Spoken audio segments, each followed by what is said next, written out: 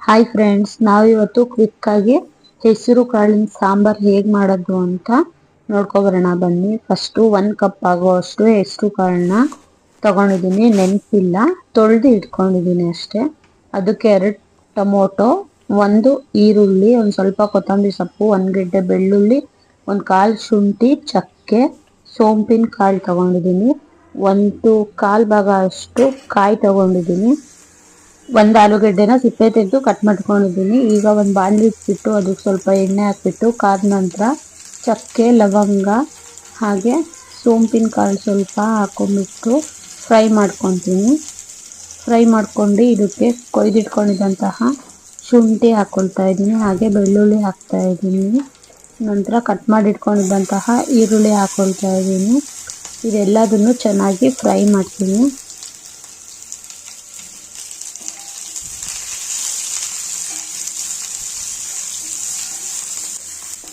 ಇದೆಲ್ಲ ಮಸಾಲೆಗೆ ರುಬ್ಕೊಳ್ಳೋಕ್ಕೆ ಫ್ರೈ ಮಾಡ್ಕೊಂಡಿರೋದು. ಇಷ್ಟು ಫ್ರೈ ಮಾಡ್ಕೊಂಡ್ರೆ ಸಾಕು. ಈಗ ಇದಕ್ಕೆ ಕಟ್ ಮಾಡಿಟ್ಕೊಂಡಿದ್ದಂತಹ ಟೊಮೊಟೊ ತೊಗೊಂಡ್ಬಿಟ್ಟು ಸ್ವಲ್ಪ ಬಿಸಿ ಮಾಡ್ಕೊಳ್ಳಿ. ಫ್ರೈ ಮೆತ್ತಗೆ ಮಾಡ್ಕೊಳೋದೇನು ಬೇಡ, ಸ್ವಲ್ಪ ಟೊಮೊಟೊ ಎಲ್ಲ ಸ್ವಲ್ಪ ಬಿಸಿ ಆಗೋಷ್ಟು ಮಾಡಿಕೊಂಡ್ರೆ ಸಾಕು. ಈಗ ಇದು ಇಷ್ಟು ಬಿಸಿಯಾದರೆ ಸಾಕು. ಈಗ ಗ್ಯಾಸ್ನ ಆಫ್ ಮಾಡ್ಕೊಂಡ್ಬಿಟ್ಟು ಇದಕ್ಕೆ 1/4 ಟೇಬಲ್ ಸ್ಪೂನ್ ಆಗೋಷ್ಟು ಧನಿಯಾ ಪುಡಿ ಹಾಕ್ತಾ ಇದ್ದೀನಿ. ಇದು ಸುಮ್ಮನೆ ಬಿಸಿ ಆದರೆ ಸಾಕು. ಅದ್ರ ಜೊತೆಗೆ ಗ್ಯಾಸ್ ಆಫ್ ಮಾಡ್ಕೊಂಡ್ಮೇಲೆ ಹಾಕೊಳ್ಳಿ. ಇದನ್ನು ಫಸ್ಟೇ ಹಾಕೋಬೇಡಿ. ಅದನ್ನು ಹಾಕ್ಬಿಟ್ಟು ಫ್ರೈ ಮಾಡಿ 1-2 ನಿಮಿಷ. ಸ್ಟವ್ ಆಫ್ ಮಾಡಿದ್ಮೇಲೆ ಫ್ರೈ ಮಾಡಿರ್ತೀವಿ. ಈಗ ತಣ್ಣಗಾಗೋದಕ್ಕೆ ಸ್ವಲ್ಪ ನೀರು ಹಾಕ್ಬಿಡೋಣ. ಈಗ ಒಂದು ಮಿಕ್ಸಿ ಜಾರಿಗೆ ಸ್ವಲ್ಪ ತೆಂಗಿನಕಾಯಿ ತುರಿ, ಕೊತ್ತಂಬರಿ ಸೊಪ್ಪು ಹಾಕೋಬಿಟ್ಟು ಹಾಗೆ ಹುರಿದಿಟ್ಕೊಂಡಿದ್ದಂಥದ್ದನ್ನೆಲ್ಲ ಮಿಕ್ಸಿ ಬೌಲಿಗೆ ಹಾಕೊಂಡ್ಬಿಡೋಣ.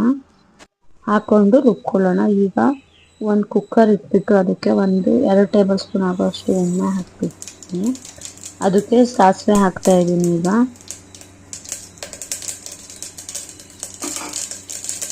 ನೆಕ್ಸ್ಟು ಕರಿಬೇವಿನ ಸೊಪ್ಪು ಹಾಕಿ ಒಗ್ಗರಣೆ ಹಾಕಿ ಈಗ ತೊಳೆದಿಟ್ಕೊಂಡಿದ್ದಂತಹ ಹೆಸರು ಕಾಳನ್ನ ಹಾಕ್ತಾ ಇದ್ದೀನಿ. ಹಾಕ್ಬಿಟ್ಟು 1-2-3 ನಿಮಿಷ ಚೆನ್ನಾಗಿ ಫ್ರೈ ಮಾಡಿ ಹೆಸರು ಕಾಳನ್ನು. ನೆಕ್ಸ್ಟು ಅದಕ್ಕೆ ಆಲೂಗಡ್ಡೆ ಆ್ಯಡ್ ಮಾಡ್ಕೊಳ್ತಾ ಇದ್ದೀನಿ.